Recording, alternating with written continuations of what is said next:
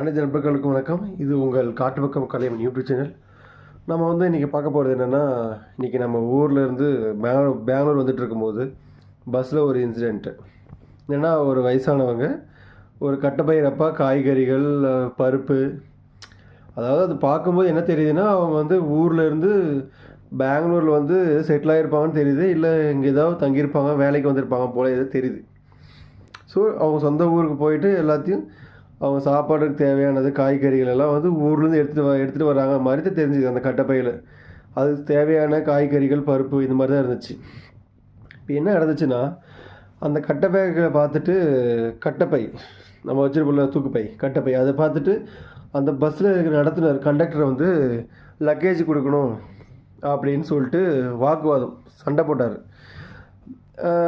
ஆக்சுவலாக அது பார்க்குறப்போ என்னென்னா, நான் எனக்கு தெரிஞ்ச வரைக்கும் என்னென்னா, கட்டப்பையில் அது என்னவாக இருந்தாலும் சரி, கட்டப்பையில் தூக்கிட்டு போகிற பொருளுக்கு லக்கேஜ் கிடையாது.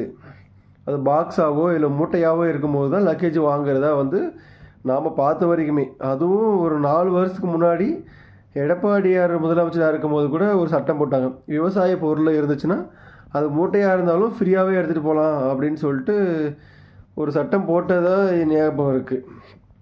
அந்த சட்டம் என்ன ஆச்சுன்னு தெரியல. இப்போ சட்டங்கள் எது நடைமுறையில் இருக்குன்னு தெரியல. ஆக்சுவலாக இப்போ உண்மையிலே கட்டப்பையில் எடுத்துகிட்டு போனாலும் லக்கேஜ் கொடுக்கணுமா, இல்லை கட்டப்பையில் எடுத்துகிட்டு போனாலும் இந்த லிமிட்டு வெயிட் மேலே இருக்கும்போது லக்கேஜ் தரணுமா, அது எந்த மாதிரி ஃபாலோ பண்ணுறாங்கன்னு தெரியல. ஆனால் கட்டப்பையில் கையில் தூக்கிட்டு போகிற அளவுக்கு ஒரு பையில் இருந்தால் அதுக்கு லக்கேஜ் கிடையாது. அது மூட்டையாகவோ பெரிய பெரிய அட்டைப்பட்டியாகவோ இருக்கும்போது தான் லக்கேஜ்ன்றது எனக்கு தெரிஞ்ச வரைக்கும். அந்த இடத்துல நான் கண்டக்டரை கொஷின் பண்ணவா இல்லை அந்த பாட்டிக்கு சமாதானம் சொல்லவான்னு எனக்கு தெரியல.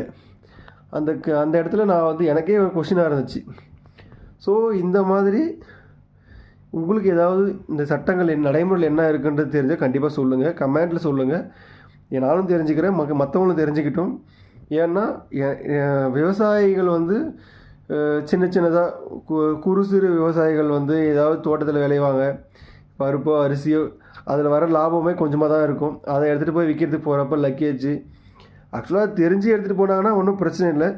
அது லக்கேஜ் இருக்காதுன்ற நினைப்பில் அவங்க போவாங்க. அங்கேயும் லக்கேஜ் கேட்டாங்கன்னா ஒரு வாக்குவாதம். இந்தளவுக்கு கொஞ்சம் மனசு கஷ்டம் ஆகுது. உண்மையிலே இருக்குமா, இல்லை கண்டக்டர் ஏமாத்துறாங்களா, இல்லை நம்மளை மிரட்டுறாங்களா, நம்மளை ஏமாந்தவங்க நினச்சி திட்டுறாங்களா, இந்த மாதிரி மிஸ் அண்டர்ஸ்டாண்டிங்லாம் வருது. அது ஆக்சுவலாக எது உண்மைன்னு உங்களுக்கு தெரிஞ்சால் சொல்லுங்கள். நடைமுறையில் எந்த சட்டங்கள் நடைமுறைப்படுத்திட்டு இருக்கிறாங்க, உண்மையிலே அது லக்கேஜ் வாங்கணுமா வேணாமான்றது நீங்கள் சொல்லுங்கள். நன்றி, வணக்கம், பை பை.